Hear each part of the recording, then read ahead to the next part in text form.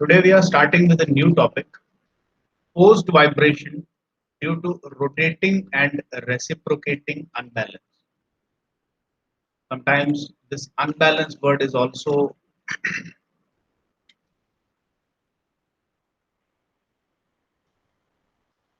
this unbalanced word is also written as imbalance.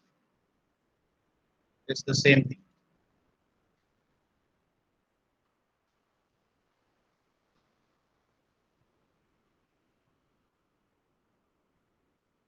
Basically, in this topic, we are studying a type of forced vibration. In the previous topic, when we talked about forced vibration, we said that okay, we are treating the elasticity of any given system in the form of a spring K, the damping due to viscosity present in the system, we are representing as a dashpot damper of coefficient C, and we have a mass. And we said that we are applying a forcing function F naught sine omega t. Now, in practicality or in real life, it's really difficult to visualize how can somebody apply a sinusoidal forcing function on a mass. Now, this topic, that is forced vibration due to reciprocating and rotating unbalance, this actually gives you a real life scenario in which a sinusoidal function is generated. And basically, what we are starting with here is if you have a rotating rotor in which there is an imbalance mass m naught, then such an arrangement will automatically generate what we call as a sinusoidal forcing function. So let us see how this happens. So basically अपन क्या कह रहे हैं, ये F naught sine omega T हमने पिछले topic में ये मान लिया कि भाई भाई मान लो कि लग रहा है, कैसे लग रहा है एक्चुअली भाई F naught sine omega T क्या कभी कोई फोर्स को साइनोसॉइडली लगा भी सकता है क्या? ये चीज अपन ने ज्यादा फोकस नहीं की, अपन ने ये सोचा कि let us assume that this type of sinusoidal forcing function is being applied. Now let us see what happens. कितना है मैग्निफिकेशन आता है, ये सारी चीजें पूरी गणित बना ली इसकी. अब अपन इसमें पहली बार ये समझने जा रहे हैं कि एक्चुअल रियल लाइफ सिनारियो में ये F naught sine omega T अगर बनता है और किसी मास पे लगता है तो कैसे लगता है. तो सबसे पहला वाला जो अपना एग्जांपल है दैट इज रोटेटिंग और रेसिप्रोकेटिंग अनबैलेंस. तो let us take rotating unbalance first and then we will deal with reciprocating unbalance. ठीक है. रोटेटिंग अनबैलेंस में क्या होता है, सबसे पहले तो है इम्बैलेंस इन रोटरी मोशन कॉजेस वाइब्रेशन. ये अपन लोग सबको पता है. ठीक है. नाउ इम्बैलेंस, आपके पास में कोई भी डिस्क है, फ्लाई व्हील है, आपके व्हील्स हैं, आपके इंजन्स का रोटर है, there are a lot of rotating components which we have to deal with in your mechanical engineering syllabus. ठीक है. तो रोटेटिंग पार्ट्स के अंदर इम्बैलेंस का मतलब होता है if the mass distribution का मतलब you can simply visualize it as the atoms of metal. ठीक है. basically every atom of the metal can be considered as having equal mass. और अगर आपका mass distribution रोटर के अंदर exactly symmetrical है, symmetrical means around the center of rotation, if the number of atoms is exactly equally distributed all around the rotor, then hypothetically you can say that my rotor is perfectly balanced. But as you know, अपने गाड़ियों में आप wheel balancing कराने जाते हो, engines के अंदर tuning में डिफरेंस आ जाता है, काफी सारी ऐसी जो चीजें आती है जो कि इंजन के अंदर इम्बैलेंस कॉसेस होती हैं, आपके गाड़ी के पहियों में इम्बैलेंस होता है, रोटरी इम्बैलेंस आता है. ये सब किस कारण से आता है? क्योंकि ये मास डिस्ट्रीब्यूशन जो है ये बिगड़ जाता है. So what happens is if somehow due to manufacturing defects और due to defects of erosion and corrosion, किसी न किसी कारणवश अगर आपका किसी एक पर्टिकुलर लोकेशन में मास डेंसिटी ज्यादा हो जाती है, फॉर एग्जांपल लुक हियर, यहाँ पर क्या हो रहा है, किसी कारण से डिस्क के इस पार्ट में मास की डेंसिटी ज्यादा हो गई. So obviously the mass is now not uniformly distributed, ununiform हो गया. So what we do is, such imbalances, any sort of imbalance can be converted into an equivalent imbalance causing mass m naught. तो हम ये मान रहे हैं कि भाई आप ये imbalance causing mass distribution जो है, इसको एक बिल्कुल एक छोटा सा लंप बना लो m naught, and let us say that this m naught is situated at a distance of small e. ये देखो, this is called eccentricity. This imbalance causing mass is located at a small eccentric distance e from the center of rotation. तो अब ये आपका जो total mass rotor का है वो तो m है, imbalance causing mass जो है वो m naught है. So for the convenience of mathematical treatment, what we are going to do is, we are going to treat such systems in which there is a rotary imbalance due to m naught mass to be composed of two masses. Total mass अगर m है और उसमें imbalance causing mass m naught है, तो मुझे ये बताओ कि कितना मास है जो कि imbalance cause नहीं कर रहा. Please give an answer. If m is the total mass of the system or the total mass of the rotor, and m naught is a very small mass which is causing imbalance by locating or situating itself at a distance of e from o.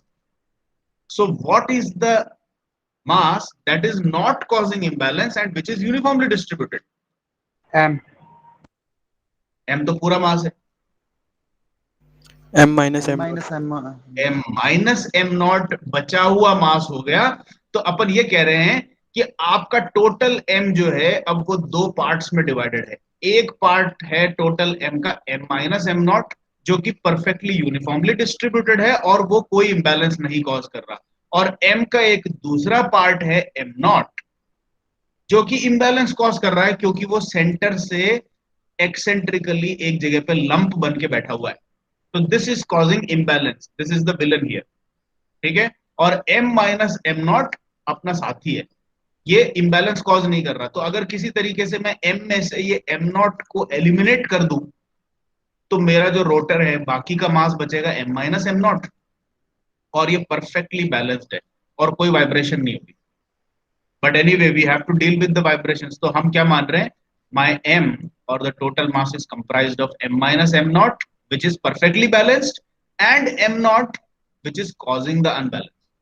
ठीक है, तो अब अपन आगे चलते हैं कि भाई इस तरह से तो अपन ने मास को दो टुकड़ों में इमेजिन कर लिया, and these two masses m minus m naught and m naught, they are part of the system and the system has got elasticity, the system has got viscous damping. तो इसीलिए k और c अपन ने representative system को construct करने के लिए लगा दिया, और ये आपका फाउंडेशन है. ठीक है, ग्राउंड कह लो, फाउंडेशन कह लो, कुछ भी कह लो. अब ये किसी भी इंजन या एनर्जी के चलते this is rotating like this in the anti clockwise direction with N angular velocity of omega. ठीक है, तो ओमेगा की एंगुलर वेलोसिटी से ये रोटर घूम रहा है जिसका टोटल मास m है, और m नॉट जो कि m का ही पार्ट है वो m नॉट इम्बैलेंस कॉज कर रहा है. And now to construct the mathematical equation, once again we use the same methodology. We consider a random position. ये जो बॉटम वाली डॉटेड लाइन है ये वाली, this is considered as the equilibrium position. यानी कि अगर ये रोटर घूमना बंद हो जाए तो पूरा सिस्टम इस लाइन पे सेटल हो जाएगा. और in other words you can say that the centre of the system would come and rest here, यहाँ पे आकर के रेस्ट करेगा. But since this is an imbalance causing mass, ये पूरे सिस्टम को ऊपर नीचे जंप कराएगा. ये जो m नॉट का जो यहाँ पर लोकेटेड होना और यहाँ लोकेटेड होने के साथ साथ जब ये m नॉट घूमेगा तो ये ऊपर नीचे इस सिस्टम को वाइब्रेट कराएगा. ठीक है, या फिर जंप कराएगा. तो this is the origin of what we actually refer to as f naught sine omega t. तो ये जो ऊपर नीचे जंप अपन ने f naught sine omega t को इमेजिन किया था, अब अपन को एक्चुअली पता लगा कि ये सचमुच में क्रिएट किया जा सकता है. And in laboratories for demonstration as well as for other mechanical engineering artifacts, ऐसे कई सारे आर्टिफैक्ट्स भी बनाते हैं जिसमें अपन को ऐसे जानबूझ करके भी वाइब्रेशन कराना पड़ता है। इसका एक एग्जांपल मैंने आपको दिया था, डेमोलिशन इक्विपमेंट्स। डेमोलिशन इक्विपमेंट्स में वाइब्रेशन जानबूझ के कॉज किया जाता है ताकि उससे अपन बनी हुई बिल्डिंग्स को तोड़ सके। But anyway, this is the concept behind the actual generation of a harmonic forcing function. तो अब अपन क्या करेंगे, अगर एक मास एम नॉट को ओमेगा की स्पीड से रोटेट कराया जाए सेंटर ओ से ई की डिस्टेंस पे, तो ये M naught e omega square क्या है, कोई बता सकता है?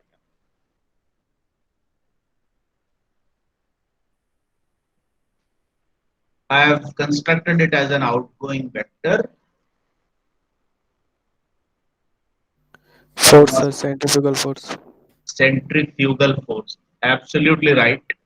एम नॉट एक आइसोलेटेड मास है, बाकी का सारा एम माइनस एम नॉट तो बिल्कुल यूनिफॉर्मली डिस्ट्रीब्यूटेड है, तो उनके कारण भी सेंट्रीफ्यूगल फोर्स होगा, लेकिन सेंट्रीफ्यूगल फोर्स जितना भी होगा वो बिल्कुल ही चारों दिशाओं में बराबर बराबर स्प्रेड होगा। तो इसलिए एम माइनस एम नॉट का जो सेंट्रीफ्यूगल फोर्स है वो तो चारों दिशाओं में बैलेंस हो गया, इसी को कहते हैं बैलेंस होना। और ये एम नॉट जो अकेला खिलाड़ी है, ये एक अकेला सेंट्रीफ्यूगल फोर्स को प्रोड्यूस कर रहा है जिसको बैलेंस करने के लिए कोई दूसरा मास नहीं है। So this m naught e omega square is now going to act as the creator of your imbalance causing force f naught sin omega t. ये f naught sin omega t का जो जनक है वो ये सेंट्रीफ्यूगल फोर्स है, और इसमें ये f naught ये। अब ये sin omega t कैसे आएगा? We already said that the machine is jumping up and down, right? So up and down jump has to be created by a perfectly aligned vertical force. But this m naught e omega square is not a vertical force. This can be directed in this direction while it is at this location. थोड़े time के बाद ये m naught घूम करके यहाँ आ जाएगा, तो ये m naught e omega square यहाँ को है। थोड़े टाइम बाद ये m naught घूम करके यहाँ आ जाएगा, तो m naught e omega square यहाँ को मिलेगा आपको। So depending on the location of your m naught, your m naught e omega square is directed at different directions. But if you take the vertical component of m naught e omega square at every instant of time, then you will see that m naught e omega square sin omega t is always directed either vertically upwards or vertically downwards. इस तरीके से ये sin omega t आता है। तो हमने क्या कहा, हम सिर्फ मशीन के अप डाउन जंप को एनालाइज कर रहे हैं। तो अप डाउन जंप कराने वाली कोई वर्टिकल फोर्स होनी चाहिए। M naught e omega square एक इनबैलेंस फोर्स तो है, लेकिन वो हर टाइम अलग अलग दिशाओं में पॉइंट कर रही है, तो ये वर्टिकल तो नहीं है। तो हमने कहा कि कोई बात नहीं, इसका वर्टिकल कंपोनेंट ले लो। जो कंपोनेंट वर्टिकल वाला लोगे वो हमेशा वर्टिकल डायरेक्शन में पॉइंट करेगा, और वो ही आपके अप डाउन जंप का कारण होगा। तो now what we are going to do is taking an instantaneous position when the center of your rotor was found to be exactly at a distance of y from the equilibrium position. ये ऊपर को था और ऊपर को ही move कर रहा है, so you draw it like this. इसकी वेलोसिटी भी ऊपर को है, ये सब चीजें अपन को माननी पड़ेगी, ठीक है। Displacement is being measured upwards, तो अपवर्ड डायरेक्शन सारी पॉजिटिव हो गई, डाउनवर्ड डायरेक्शन सारी नेगेटिव हो गई। तो y डायरेक्शन से अगर ये इक्विलिब्रियम पोजीशन से ऊपर गया है तो स्प्रिंग जो है वो भी y डायरेक्शन y अमाउंट से खींचा होगा, और अगर y अमाउंट से स्प्रिंग को खींचोगे तो स्प्रिंग की जो फोर्स होगी वो नीचे को होगी और ky के बराबर होगी, ठीक है। डैम्पर के अंदर फोर्स वेलोसिटी के कारण आती है। आपने ये कहा कि मैं अपनी वेलोसिटी भी ऊपर को मान रहा हूं, तो डैम्पर की फोर्स भी नीचे को होगी और उसकी वैल्यू होगी c into velocity. Spring force होती है spring constant into displacement, damper force होती है डैम्पिंग कोएफिशिएंट इंटू वेलोसिटी। तो ये हो गया आपका डैम्पर फोर्स, ये आ गया आपका स्प्रिंग फोर्स, ठीक है। This is the instantaneous position. अब बाकी की बातें सब आप नोट्स में पढ़ना, मैं आपको जो सेंड करूंगा। आपका f naught sine omega T कैसे आया, ये दोनों कंपेयर हुए, और आपका एफ नॉट जो है वो m naught d omega square कैसे हुआ, ये सब मैंने बता दिया आपको. Now we construct the equation of motion. अब देखो इस इक्वेशन को देखो, look at this equation. This is the same equation developed by Newton's second law.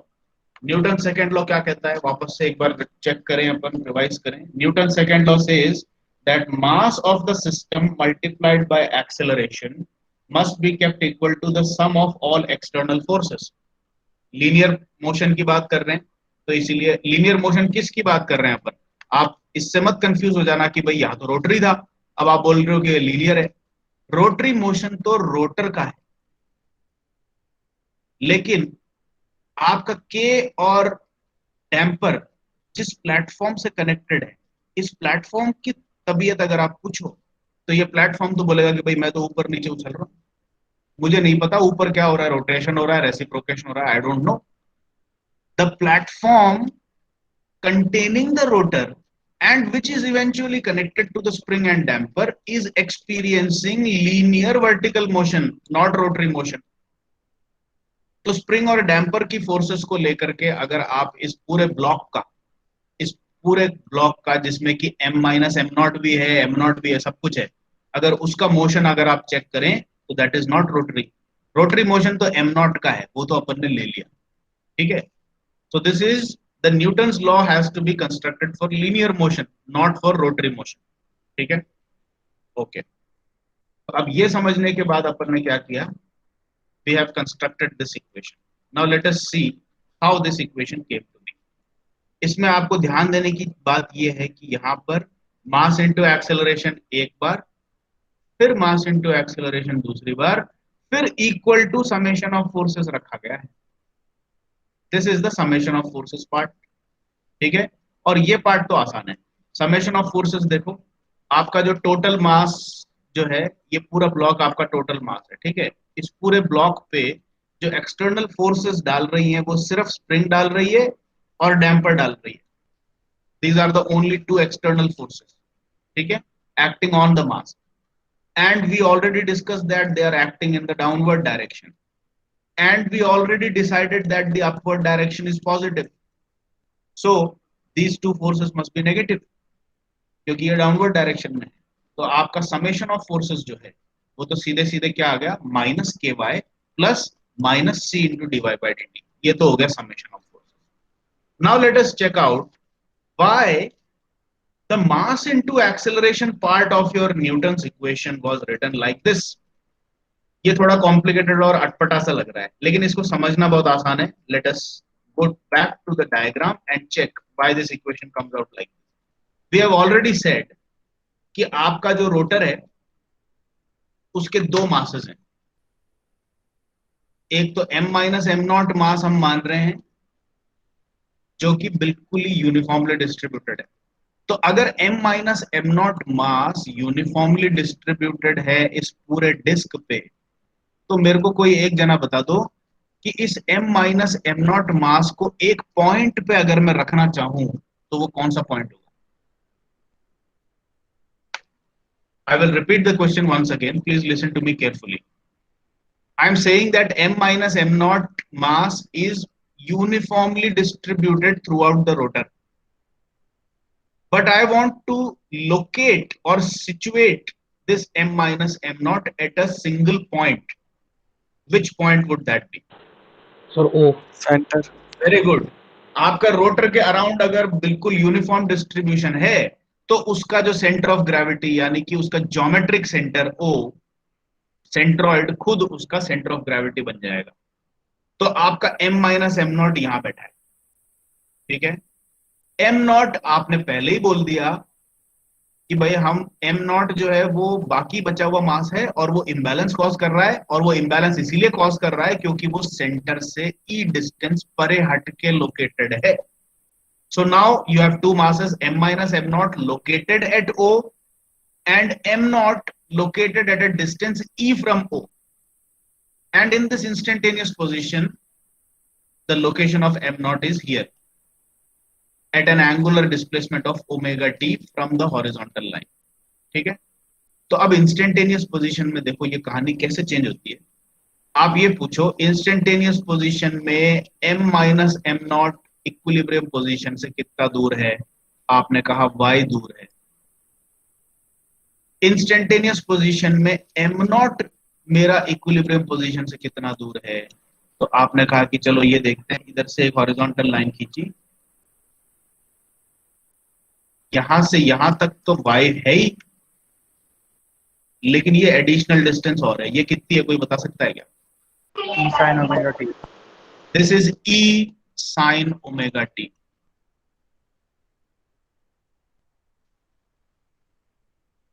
तो कुल मिलाकर के इसी सेम इंस्टेंटेनियस पोजीशन में जब m माइनस एम नॉट मेरा इक्विलिब्रियम से y दूरी पर है, तो m नॉट मेरा इक्विलिब्रियम पोजीशन से कितनी दूरी पर है? y प्लस ई साइन ओमेगा टी। और इसी कारण से, हाँ बोलो बोलो, कोई डाउट है? I thought someone was asking something. नहीं? Okay. So while my m minus m naught has an instantaneous displacement of y, my m naught has an instantaneous displacement of y plus e sin omega t. And that is why ये वाला जो part है जहां पर आप मास into acceleration लिखते हैं, तो आप ये कहते हो कि भाई मेरा m माइनस एम नॉट का वेरिएबल तो y है, तो वो तो उसका एक्सेलरेशन होगा d2y/dt²। ठीक है। और आपने कहा लेकिन मेरे एम नॉट का जो डिस्प्लेसमेंट है वो y नहीं है, वो y प्लस ई साइन ओमेगा टी है। तो एम नॉट का जो एक्सेलरेशन होगा वो y प्लस ई साइन ओमेगा टी का सेकेंड डेरिवेटिव होगा, और m माइनस एम नॉट का एक्सेलरेशन सीधे सीधे y का सेकेंड डेरिवेटिव होगा। इस कारण से हम ये लेफ्ट हैंड साइड जहां पर अपन मास इंटू एक्सेलरेशन लिखते थे, दो मासेस की डिस्प्लेसमेंट्स अलग अलग होने के कारण इस तरीके से लिखते हैं। ठीक है, I hope you have understood this. अब इसके बाद वाला जो पार्ट है, इसको अपन ने क्या किया है, सिंपली इसको एक्सपैंड किया। This becomes m minus M naught into D two Y by D T square. इन सब चीजों को एक्सपैंड करेंगे, काफी सारी चीजें कैंसिल आउट हो जाएंगी, and eventually after rearranging this equation you get this equation number 2। ठीक है। अब उसके बाद आप इस इक्वेशन को देखेंगे तो राइट हैंड साइड को इससे कंपेयर करो, f naught sine omega t, as simple as that, जिसमें ये आपका एफ नॉट बन गया। ठीक है। Mass into acceleration plus c into velocity plus k into displacement equal to f naught sine omega t. Ditto equation for which you solved and understood the mathematics of forced vibration with harmonic excitation। और अब की बार बस सिर्फ इतना सा फर्क पड़ा कि जो आपका हार्मोनिक एक्साइटेशन का एफ नॉट है वो m naught e omega square के बराबर है। That's it. And now you have the first case in which you actually see how a harmonic force actually comes into play। एक harmonic force ये ख्याली पुलाव नहीं है, ये आपकी 99% ऑफ इंजीनियरिंग आर्टिफैक्ट्स में रोटरी इंबैलेंस के कारण ही आती है, और उसकी वैल्यू जो एफ नॉट की वैल्यू है वो m naught e omega square से निकाली जा सकती है। ठीक है। तो अब आपने ये कहा कि भाई ठीक है, इसका एनालिसिस तो हमने कर रखा है, अब वापस से इसका पूरा एनालिसिस सब करने की जरूरत ही नहीं है हमें, we know how this is developed. और अगर आपसे सीधे सीधे कोई पूछे कि मैग्निफिकेशन फैक्टर की वैल्यू बताओ, बोले वही है साहब, यही इक्वेशन आएगी। You already remember the equation of magnification factor, y naught upon by s t equal to this upon under root, ये सारी चीजें। अब इसमें यह था कि वाई एस टी क्या था, इसमें एफ नॉट अपॉन के था। और अब आपके स्पेसिफिक केस के लिए जहां पे रोटरी इंबैलेंस ले रहे हो, तो उसमें एफ नॉट जो है वो m naught e omega square है। तो ये एक रिप्लेसमेंट करके देख लेते हैं अपन, बाकी सारी चीजें सब फॉर्मूले सेम ही है, no need to derive anything. आपका रोटरी इंबैलेंस से रिलेटेड जो डेरिवेशन है वो सिर्फ इतना सा ही है। आपको ये फिगर बनाना आना चाहिए प्रॉपर्ली, इक्विलिब्रियम पोजीशन दिखाओ, वाई डिस्प्लेसमेंट दिखाओ, ई दिखाओ, ओमेगा टी दिखाओ, और ये सेंट्रीफ्यूगल फोर्स दिखाओ।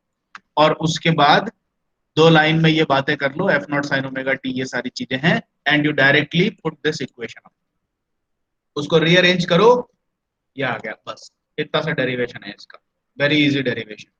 और उसके बाद अंडर डैम्पिंग वगैरह अपन अज्यूम कर रहे हैं, मैग्निफिकेशन फैक्टर का वही फॉर्मूला रहेगा जो पहले डिराइव किया था, एफ नॉट को रिप्लेस किया M naught e omega square से डिवाइडेड बाय के। अब यहाँ पर मैंने एक छोटा सा रीअरेंजमेंट किया है, you guys go through this, ये आप अपने आप समझ सकते हैं कि क्या क्या किया है। Eventually what I am trying to do is I am re expressing this equation of magnification factor as this, ये इक्वेशन ऐसे बन जाएगी। तो आप लोग देखें एक बार खुद नोट्स को रेफर करके कि कैसे बनाया है। इस तरह का कन्वर्जन अपन ने बहुत बार मैथमेटिकल मैनिपुलेशंस कर लिए हैं पहले भी, तो you go through this, eventually I get this equation. ठीक है, समझने वाली बातें जो थी वो यहीं आके खत्म हो गई। इस टॉपिक में जितना समझाना था वो यहां तक ही था, बाकी का पार्ट जो है वो सिर्फ मैथमेटिकल ट्रिकरी है। इसको उधर रखा, इससे डिवाइड किया, ओमेगा एन बन गया, under root k by m omega n square हो गया, रीअरेंज किया, और इन सारे रीअरेंजमेंट्स के चलते I get an expression like this. And it is advisable कि आप लोग रोटरी इम्बैलेंस के लिए इक्वेशन नंबर 4, देखो मैंने बक्से में बंद कर दिया है, बक्से में बंद करी हुई इक्वेशन मेरे नोट्स में आपको कहीं भी दिखे, I have already told you, you have to remember it by heart.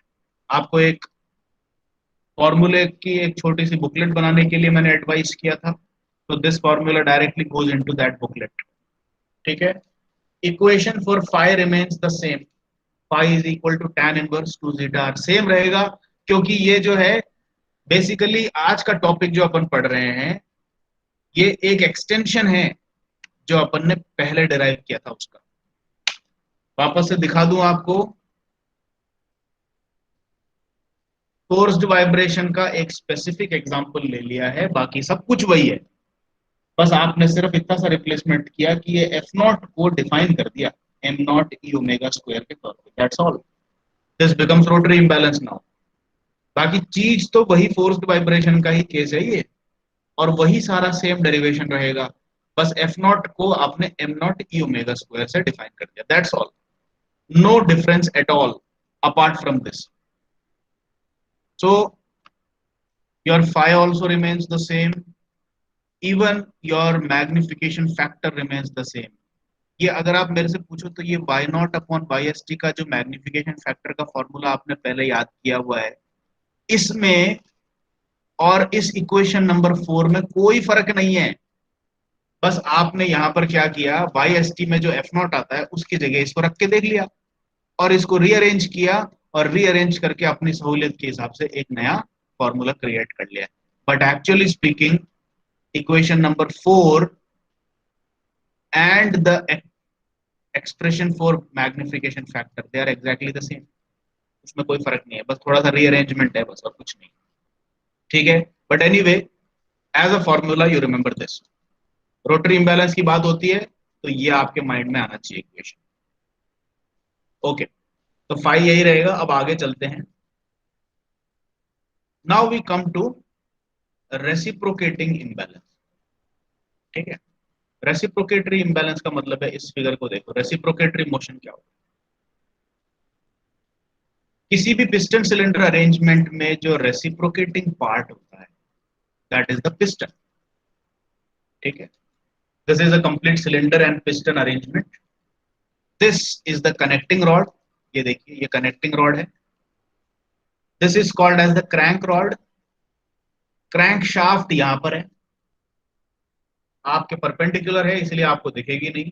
Crank shaft crank rod से कनेक्टेड होती है, क्रैंक रॉड कनेक्टिंग रॉड से कनेक्टेड होती है, और कनेक्टिंग रॉड जाकर के पिस्टन पे कनेक्टेड होती है। और जब आपका रोटरी मोशन एनेबल होता है, now you have to see that this crank rod is rotating with omega radian per second, तो आपका ये जो पिस्टन है, now this piston is assumed to have mass m naught, this piston will move up and down। ठीक है, तो आपका जो कोई भी इंजन है जिसमें कि पिस्टन और कनेक्टिंग रॉड क्रैंक रॉड और क्रैंक शाफ्ट का अरेंजमेंट होता है, ठीक है, उसमें पिस्टन रेसिप्रोकेटरी मोशन करता है। अब ये रेसिप्रोकेटरी मोशन जो है, this directly causes this thing. अब ये रोटरी इंबैलेंस नहीं है। अब आप इस फिगर में ध्यान से देखें, क्रैंक रॉड और कनेक्टिंग रॉड का जो मास है वो आपके रेसिप्रोकेटिंग पिस्टन के मुकाबले बहुत कम है। So now compare this am not which is causing the up and down reciprocatory imbalance with the m naught of your rotary imbalance। ये दोनों अलग अलग चीजें हैं, ये ध्यान रखना बहुत जरूरी है। यहां पर आपके रोटर में ही इम्बैलेंस था और वो छोटा सा मास होता है generally. So this is m naught which is a small mass causing imbalance by sitting at an eccentric distance on the rotor। ठीक है, compared to this when we are talking about reciprocatory imbalance, तो आपको ये देखना पड़ेगा कि कौन सी चीज है जो रेसिप्रोकेटरी मोशन कर रही है, and that is the piston. तो अपन क्या कर रहे हैं, पिस्टन को ही मास m नॉट दे दिया। अब इसको m नॉट देने के पीछे भी एक कारण है, because we are not going to develop any new equation. वही सेम इक्वेशन को लेकर के अपन बोलेंगे कि जो इक्वेशन रोटरी इंबैलेंस के लिए अपन यूज कर रहे हैं वही सेम इक्वेशन अपन रेसिप्रोकेटरी इंबैलेंस के लिए भी यूज कर सकते हैं। This is what we are going to say. ठीक है, तो अब अपन देखें कि इसमें कौन कौन सी टर्मिनोलॉजीज यूज होती है। E is the crank length। अब देखो एक्सेंट्रिसिटी E जो था रोटरी इंबैलेंस में क्या था, let me just draw it here. Rotary imbalance में रोटर के सेंटर से imbalance causing mass m not कितनी दूरी पर है उसको आप E कह रहे थे। रेसिप्रोकेटिंग इंबैलेंस के अंदर सबसे पहली बात तो है आपको यह समझना है कि इस तरह का कोई डिस्क या रोटर है ही नहीं। ठीक है, ये डिस्क था रोटरी इंबैलेंस में, लेकिन आपके रेसिप्रोकेटरी इंबैलेंस के अंदर क्या है, ये पिस्टन है, इससे कनेक्टिंग रॉड कनेक्टेड है, इससे क्रैंक रॉड कनेक्टेड है, और ये क्रैंक रॉड बस घूम रही है, बस इतना ही है। ये देखो, ये जो सर्कल मैं बना रहा हूं यहां पर कोई डिस्क नहीं है। Please remember this dotted circle in the case of reciprocating parts is simply representing the path taken by the joint of your crank rod and connecting rod, that's all, there is no actual disk। तो m not का इस imaginary circle के ऊपर कहीं पर बैठा होना impossible है। तो ये m नॉट है कहां पर, now the m not is the mass of the reciprocating piston. तो इन दोनों का डिफरेंस समझ के चलना कि m नॉट किस में लेना है, कैसे लेना है। रोटेटिंग इंबैलेंस में m not is the unbalance causing mass located on a physical real rotor. ये एक m मास का रोटर है, एक्चुअल में एक गोल वस्तु। रेसिप्रोकेटिंग के केस में कोई गोल वस्तु है ही नहीं, वो सिर्फ एक पाथ है। Circle drawn for reciprocating parts is simply a path. ठीक है, और किस कारण से आपके इंबैलेंस कॉज होगा, या गाड़ी में या इंजन में झटका आएगा कहां से, वाइब्रेशन कहां से आएगा, इस पिस्टन के ऊपर नीचे झटका खाने से। ये एक बार आपका टॉप डेड सेंटर पे जाएगा, this piston will go to a top dead centre TDC, and then this piston will eventually come to a bottom dead center BDC। ये सब आपने पढ़ा हुआ है बेसिक मैकेनिकल इंजीनियरिंग में। ठीक है, तो ये पिस्टन धक से ऊपर गया, धक से नीचे आया, फिर ऊपर गया, फिर नीचे आया, फिर ऊपर गया, फिर नीचे आया। ये ऐसे टॉप डेड सेंटर और बॉटम डेड सेंटर के बीच में झटके देगा आपके इंजन के अंदर बार बार at a very high velocity, and that is going to be the cause of your vertical up and down motion. अब देखो, तो रेसिप्रोकेटिंग पार्ट्स जो इंजन में है, ये आपका पूरा इंजन जो है which comprises of connecting rod, crank rod, piston, the enclosure of the cylinder, everything is situated on the chassis of the vehicle। Chassis जो है उसमें आप इलास्टिसिटी प्रोड्यूस करके रखते ही हैं.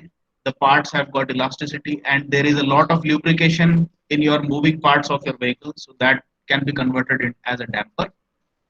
और ये आपका पूरा इंजन जो है ये वापस से एक फोर्स्ड वाइब्रेशन का सिनेरियो बन गया. But now in this case you are considering the vibrations due to reciprocating motion और reciprocating imbalance, what you call it as. ठीक है. अब इसमें स्मॉल ई क्या लेते हैं अपन, ये एम नॉट की लोकेशन नहीं है, ये सीधे सीधे आपके क्रैंक रॉड की लेंथ है.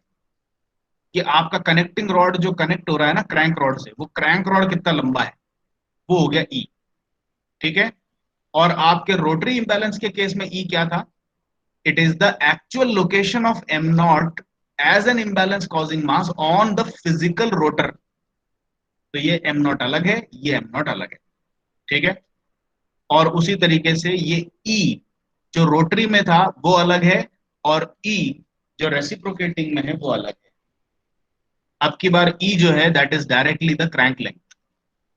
ओके. देन कई बार आपको जो न्यूमेरिकल्स आते हैं, कई बार नहीं 99% केसेस में the numericals that come for reciprocating parts they give you the stroke length. अब ये बताओ स्ट्रोक लेंथ क्या चीज है, किसी को आइडिया है क्या? गाड़ी में जिसमें पिस्टन सिलेंडर क्रैंक सब लगे होते हैं उसमें स्ट्रोक लेंथ क्या है? Anybody? Sir top dead centre और बॉटम डेड सेंटर का distance. Very good, absolutely right.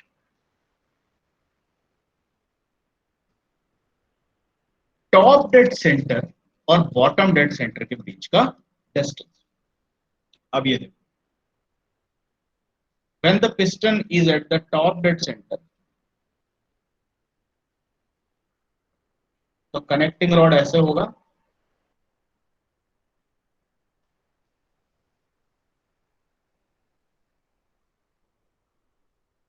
और क्रैंक रॉड ऐसे होगा. मानते हो कि नहीं मानते हो? टॉप डेड सेंटर में बिल्कुल ऊपर तक चला गया ना, तो आपका क्रैंक रॉड और कनेक्टिंग रॉड बिल्कुल ऐसे पैरेलल हो जाएंगे, और यहाँ पर टॉप डेड सेंटर बन गया. Contrary to that, bottom dead centre पे जब इंजन आएगा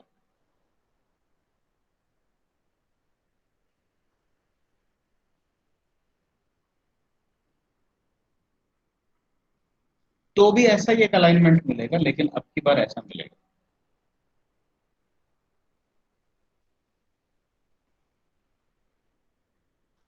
ये समझ में आया क्या आपको?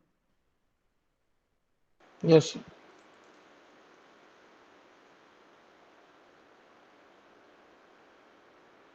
ये डिस्टेंस कितनी होगी बता सकता है? Sir E. This will be twice of E, twice of E. Yes. क्योंकि ये जो रेडियस है ये ई है, और when the piston is at the top dead center, your crank rod is pointing upwards, and when the piston is at the bottom dead center, your crank rod is pointing downwards. ये दो situation है. तो इस case में अगर आप ये पूछो कि टॉप डेड सेंटर और बॉटम डेड सेंटर के बीच में कितना गैप है, तो सीधा सीधा लॉजिकल एक्सप्लेनेशन है इतना ही गैप है. क्योंकि एक केस में आपका क्रैंक रॉड बिल्कुल ऊपर है, तो ये पॉइंट यहाँ पर है, और एक केस में आपका क्रैंक रॉड बिल्कुल नीचे है, तो ये जो कनेक्टिंग पॉइंट है, जॉइंट है, वो यहाँ नीचे है. तो इन दोनों का जो डिफरेंस है वही डिफरेंस आएगा आपके टॉप डेड सेंटर और बॉटम डेड सेंटर में. And the difference between TDC and BDC is called as the stroke length. Stroke length का मतलब आपका पिस्टन का जो स्ट्रोक है, यानी कि मैक्सिमम रीच है आपके पिस्टन की सिलेंडर के अंदर, उसको स्ट्रोक लेंथ कहा जाता है. So for any engine, if small e is the crank length, then the stroke length will 100% most definitely be twice of e. तो रेसिप्रोकेटिंग पार्ट्स के लिए अब आपको ये चीज और याद रखनी है, that the crank length, sorry stroke length अगर आपको दे देते हैं तो उसमें से स्मॉल ई कैसे एक्सट्रैक्ट करना है, आपको ये फॉर्मूला याद रखना है. that the stroke length of an IC engine is always equal to twice of the, ये E जो है अब इसमें eccentricity नहीं है, डोंट कॉल इट eccentricity, हमने सिर्फ फॉर्मूले में अपने E आता था, ये देखो अपन क्या करने जा रहे हैं, यही सेम फॉर्मूला रेसिप्रोकेटिंग पार्ट्स के लिए यूज करेंगे अपन। तो उसमें अपन को ये सारी चीजें चाहिए ना, R चाहिए, M चाहिए, M नॉट चाहिए, E चाहिए, जीटा चाहिए, सब चीजें चाहिए अपन को रेसिप्रोकेटिंग पार्ट्स के लिए। तो अपन ये पता करके रख रहे हैं कि अगर मैं ये सेम फॉर्मूला जो कि रोटरी के लिए मैंने डिराइव किया था, अगर रेसिप्रोकेटिंग पार्ट्स पर लगाना चाहूं तो मेरा एम नॉट क्या होगा, मेरा एम क्या होगा, ई क्या होगा, ये पता करके रख रहा हूं। So please remember, when this formula is used for rotating parts, E is the eccentricity, that is the location of unbalance causing mass from the center. And when this same formula is used for reciprocating parts, then this E is not eccentricity, it is the crank length. And crank length is not a parameter that is generally given.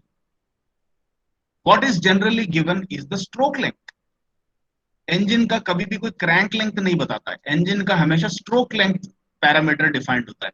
तो आपको mathematically और technically ये पता होना चाहिए कि अगर मेरे को स्ट्रोक लेंथ पता है L, तो उसकी क्रैंक लेंथ मैं निकाल लूंगा। वो कैसे रिलेटेड है, twice of crank length is always equal two stroke length. तो अब मैं E पता कर सकता हूं अगर मेरे को कोई स्ट्रोक लेंथ दे दे तो, इट इज ऑलवेज L/2। ठीक है, तो अब E का पता लग गया अपन को। फिर दूसरा क्वेश्चन आता है, ये एम नॉट क्या चीज है? तो आपने कहा कि when this formula is used for rotary imbalance, तब तो एम नॉट मेरा इंबैलेंस कॉजिंग मास हो गया, which is located on a physical disk or a rotor. But when the same formula I am going to use for reciprocating parts, in that case, this m naught is not the imbalance causing mass, it is the actual mass of the piston. या फिर कभी कभी आपके questions में दे देते हैं the mass of reciprocating parts.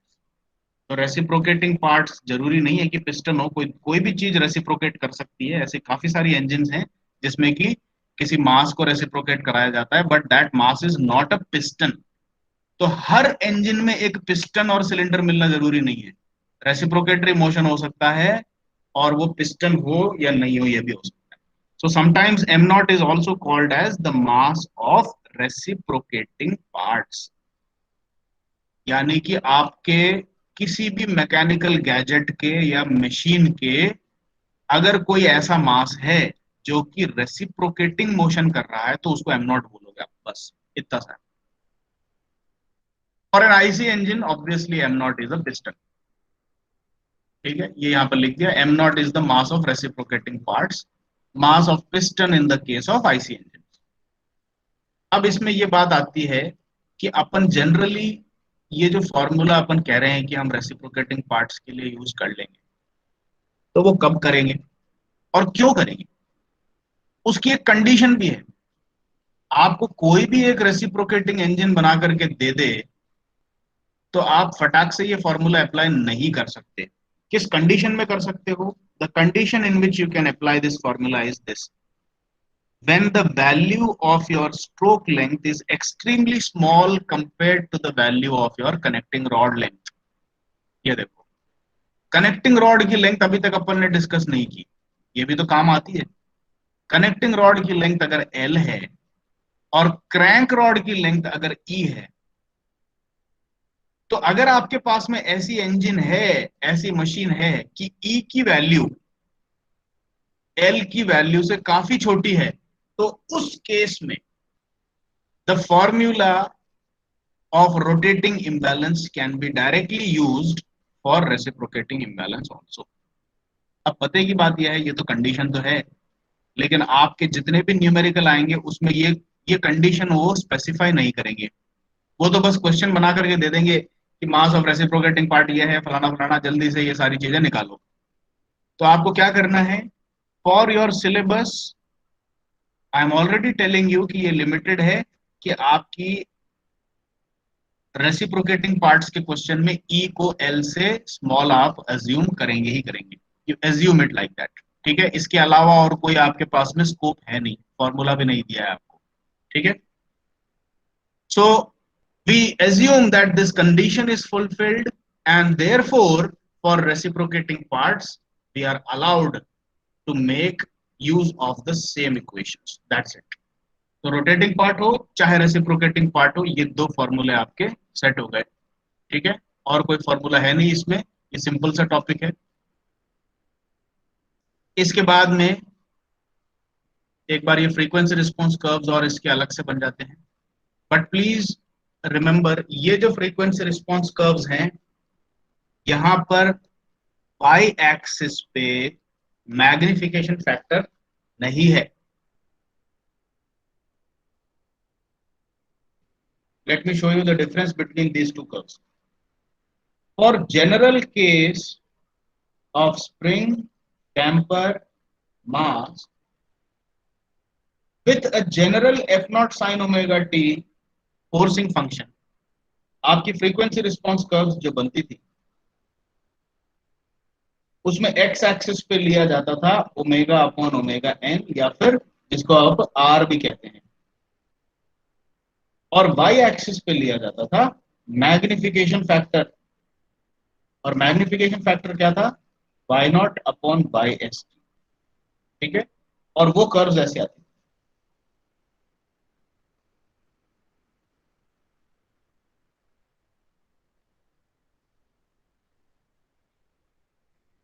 Like this. Now the most important thing that has to be noted here is that all the curves are starting from mf value 1.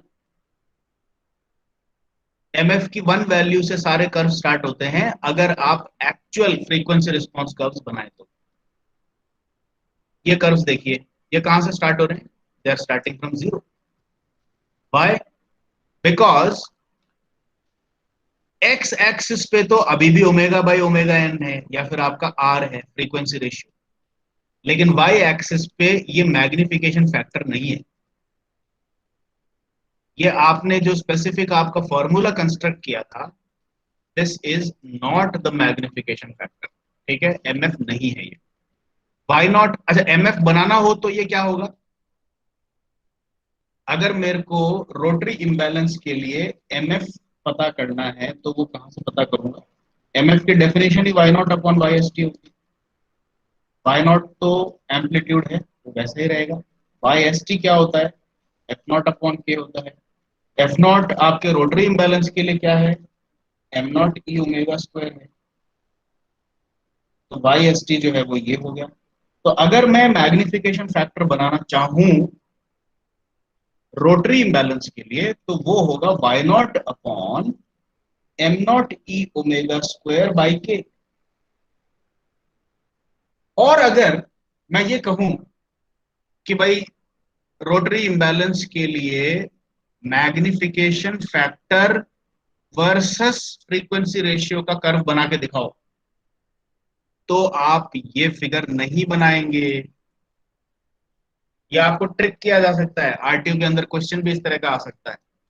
ठीक है, अगर आपसे कोई कहे draw the frequency response curves for rotary imbalance, तब आप ये figure banana.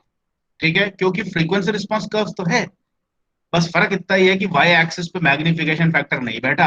It is y naught upon m naught e upon m. ये कहां पर है? ये फॉर्मूले से लिया है, ये रहा, ये इस फॉर्मूले के ग्राफ है. ये देखो, y naught upon m naught e upon m. So basically the frequency response curves for your rotary imbalance are this quantity versus R. लेकिन अगर आपको क्वेश्चन पेपर में ये पूछा जाए कि draw the frequency response curves for magnification factor versus frequency ratio for rotary and reciprocatory imbalance, तो आपको वही पुराना वाला फिगर बनाना है. ये फिगर बनाना है, क्योंकि अब की बार आपको मैग्निफिकेशन फैक्टर के अगेंस्ट आर को प्लॉट करने को कहा गया है. और मैग्निफिकेशन फैक्टर तो y naught upon y s t है, और वो 1 से ही स्टार्ट होगा, चाहे वो रोटरी हो, रेसिप्रोकेटरी हो, किसी भी तरह का इम्बैलेंस हो. लेकिन अगर आपको सिंपल टर्म्स में पूछ लिया जाए कि draw frequency response curves for reciprocating and rotary, then you start your curves from 0, क्योंकि यहाँ पर अब मैग्निफिकेशन फैक्टर नहीं है, y naught upon m naught e upon m। और ये जीरो से क्यों स्टार्ट होगा? क्योंकि r की वैल्यू आप जीरो रख करके देखिए इस इक्वेशन में। Go back to your equation, जो एक्चुअली इक्वेशन को प्लॉट किया गया है, इसमें r की वैल्यू को जीरो पुट करो तो y naught upon m naught e upon m जो है ये भी जीरो हो जाएगा। तो that is why for all values of zeta every curve starts from zero instead of one। ठीक है, फिर उसके बाद दूसरी कंडीशन भी यहां पर डिस्कस की है इसी कर्व के लिए। जब r की वैल्यू 1 हो जाएगी, रेजोनेंस है, and zeta is also zero, then you will see that your curves tend to infinity. ये देखो ये इंफिनिटी पे जा रही है, ये भी क्लियर है। And when r is much much greater than 1, एक और इसमें फिनोमिनन यहां पर साफ होता है, ये सारी कर्व्स जो हैं ये mf इक्वल टू 1 लाइन की तरफ असिम्प्टोटिक हो जाती है, यानी कि at a very high value of omega by omega n, all these curves are going to converge on this line। ये सारी कर्व्स बहुत आगे जाकर के बिल्कुल ऐसी हो जाएगी। थोड़ा सा मैं यहां ड्रॉ करके दिखाता हूं। अब देखो, हम मैग्निफिकेशन फैक्टर के कर्व्स नहीं बना रहे हैं, हम किसके बना रहे हैं? y naught upon m naught e upon m के कर्व्स बना रहे हैं। This is not magnification factor. ठीक है, तो ये जीरो से स्टार्ट होंगे और ये mf इक्वल टू 1 की लाइन है। mf नहीं है ये, बेसिकली ये y naught upon m naught e upon m की 1 वैल्यू की लाइन है। तो आपके जितने भी कर्व्स हैं स्टार्ट तो सारे जीरो से हो रहे हैं।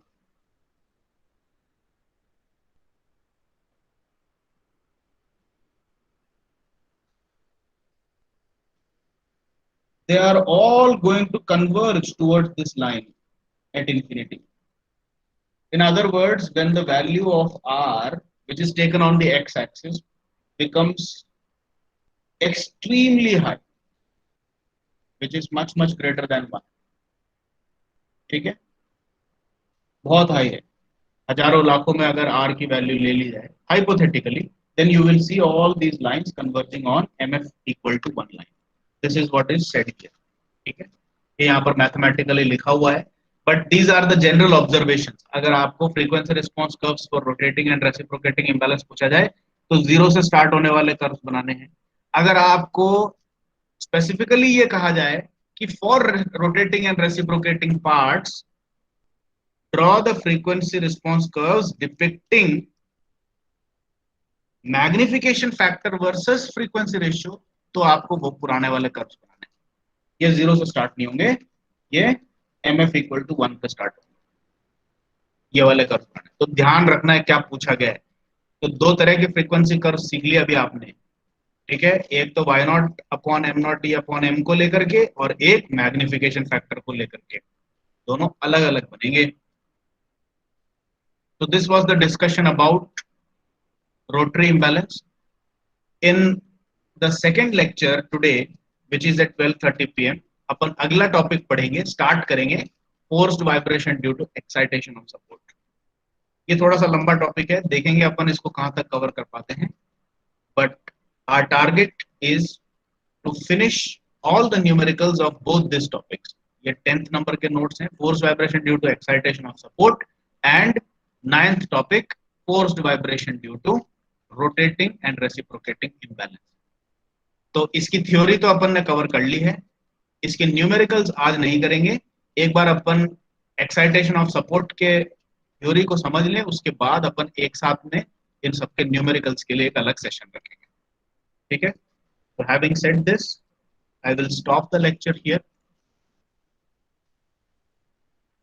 Please stay with me while I take your attendance.